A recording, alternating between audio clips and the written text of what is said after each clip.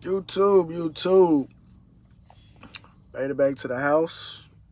Um, it seemed like it's been a long week, but it really hasn't. I guess I say that because I started this week off waking up at 5 a.m. and I ended the week waking up at 5 a.m. I woke up at, yeah, because I like to try, because I know I'm slow. So I set my alarm for like an hour early. So if I gotta be up at 5, I really set it for like 4:15 because I know I'm slow to get out of bed. And then I want to try to do as thorough of a pre-trip as I can, which obviously everyone should try to do that. But obviously with older equipment, you want to make sure you do pre and post trips thoroughly, right? Because you never know what may happen. But just to give a recap, I picked up a coil in Columbus, Mississippi. I took it up to Detroit. I left Detroit and I went over to Rockford, Illinois, which is crazy because initially when the load was when the option was offered, I took it. He had two other options. The other option was a guy had broken down up. It was some other part of Michigan that was like north of me, and the other one was going over to Baltimore. And I'm like, I mean, it was a pretty good rate. I think from where I was at over to Baltimore, I think it was like 380 miles for like 1,500. And I'm like, no, for two reasons. For one reason, um, I don't like being over there, and it's not this. There's really nowhere to park. It's a nightmare over there.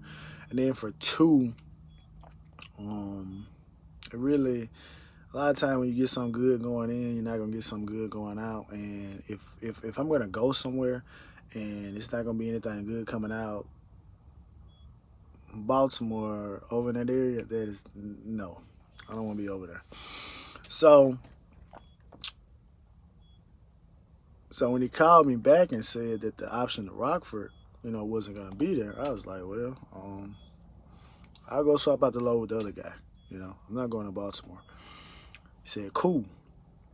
Called me back again. He said, no, no, no. The load's still there. Just talk to the guy. I said, all right, cool. Let me get back on it. So I ran over there, dropped that off.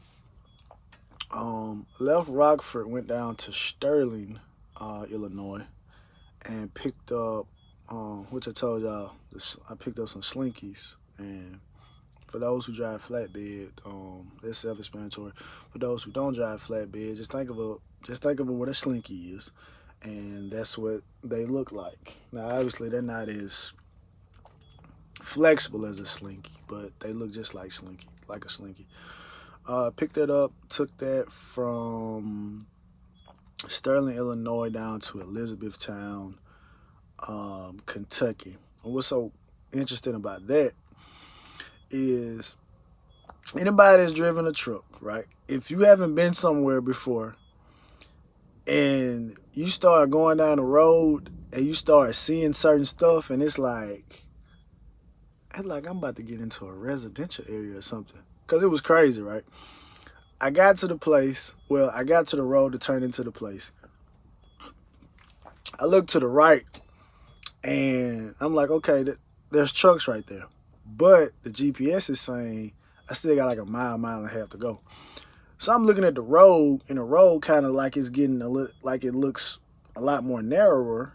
And I'm looking for the no truck sign. It wasn't a no truck sign. So I just kept driving. So then I come up on like a big baseball complex. And I'm like, there is no way in the world that there's that this place is down this road. But I'm gonna keep going. I kept going because I'm like, I can't turn around. Worst case scenario, I'll pull out my phone and I'll look. I should be able to navigate back to the place. And then I see a sign that says residential area, no jack brake. And they just have those signs are in such convenient places. Like you could be going down a 15 degree grade, and they'll say no Jake brakes. You know, it's just like, come on. But it was a place. I got there and got unloaded. So I left Elizabethtown, went back up to Jeffersonville, Indiana. Now, again, I'm following the truck GPS.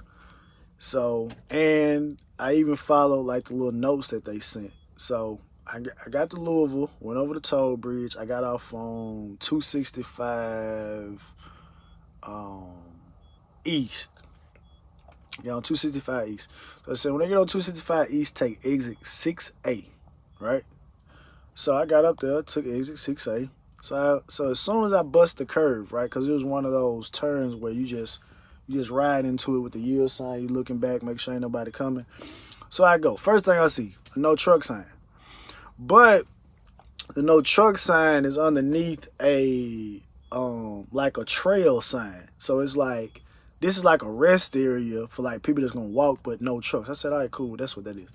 So I get further down. There's another no truck sign. I said, okay, so this means I can't be here.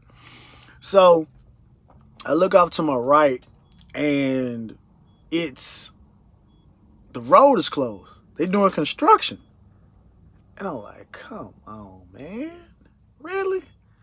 So I look to my immediate right, and I'm like, okay, if I just bust the left right here, and then I can back up, I can turn around and get back out of there. Because by this time, I'm looking at my phone, and my phone is saying your location is right. Your destination is like right down this hill, just right down this hill. But the road is gone. So a lady pulls up because to the left was a road that goes down, curves right, goes into like, a community. I'm like, I'm not going to no community. I'm not turning my truck down there. I'm not even sure that if I start going down that the landing gear won't drag the road, right? So I did that. She was like, you gonna want to turn around and go to Port Road. She was real nice. She wasn't being, mean or vicious, I mean, some M&Ms. So you turn around, go pick up another call, and head down to Blue Springs, Mississippi to the Toyota dealership.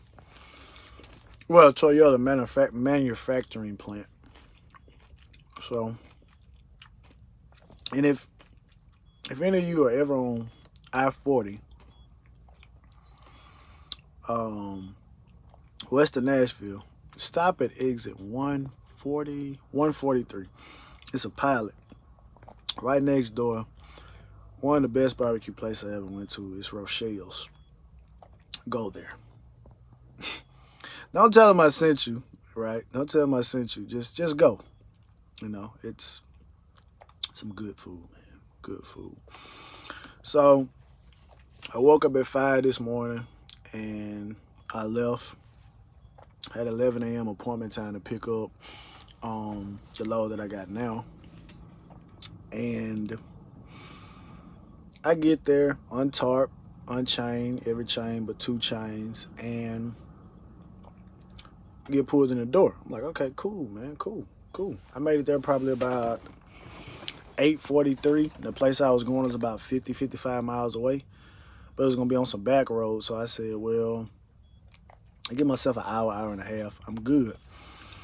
I start looking around, man. It's like, man, it's 10 o'clock, and I ain't got unloaded yet. So I call dispatch. I say, hey, man, they pulled us in the door, but we ain't getting unloaded, so I'm not gonna make that 11. So he's like, all right, I'm gonna let the load planner know, and I'm gonna let the customer service rep know, and I'll just give me a call back in 30 minutes if ain't nothing changed. I say, cool. So it's almost instantly when he says that, I had already given like the crane operator my paperwork. So like as soon as I got the phone with him, she comes and says, hey, I'm gonna unload him, then I'm gonna unload you. So that was that. So I got unloaded, got over to my place about 11:42, by 11:42. But it's the type of place where like having an appointment time is like pointless because it's like they're gonna be slow. So I just ended up getting loaded and came on to the house. So and my wife pulling up. So what I'm gonna do tomorrow is I'm gonna go by the Freightliner because there's a Freightliner place right here, and I'm gonna get them to tell them the hoses that I'm looking for, and see if they can give me a like the 3D image. And if they got the hoses in stock, great. If not, I have to go get them cut or something like that. And I'm gonna try to put these hoses on because running off this one tank, it ain't gonna get it, man. I'm already at under a fourth, and I got a full whole tank over here. So if I can get that fixed, that should push me back over to over a half or whatever like that. So maybe even almost 3/4. It just depends. So I'm gonna try to get that done this weekend. Probably try to get it done tomorrow. I'm trying to get some help. But if I don't get it done tomorrow, I know I'm gonna jump on it Sunday. So yeah. I'm gonna post another video today. I gotta tell y'all a funny story because I really didn't tell y'all much about my oil field experience.